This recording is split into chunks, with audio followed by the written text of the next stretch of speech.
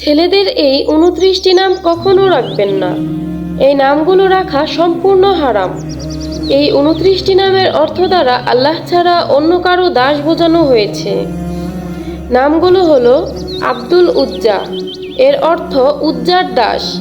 আব্দুস শামস, সূর্যের দাস।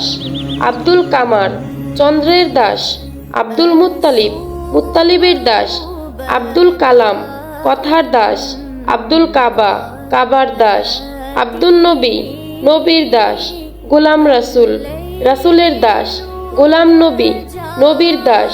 আব্দুল আলী, আলীর দাস। আব্দুল হুসাইন, হুসাইনের দাস।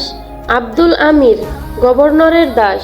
গোলাম মোহাম্মদ, মোহাম্মদের গোলাম। গোলাম মহিউদ্দিন, মহিউদ্দিনের গোলাম। গোলাম আলী, আলীর দাস। আব্দুল মাবুদ, আব্দুল মাওজুদ। শাহিন শাহ, জগতের বাদশাহ। মালিকুল মুলক, রাজা ধীরাজ। সাইয়্যিদুন নাস, মানবজাতির নেতা। মুবারক আলী, আলীর বরকত।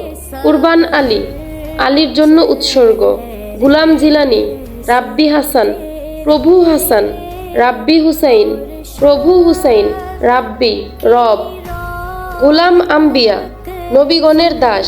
গোলাম আহমদ, আহমদের দাস। ছেলে বাচ্চাদের এই নামগুলো কখনো রাখবেন না।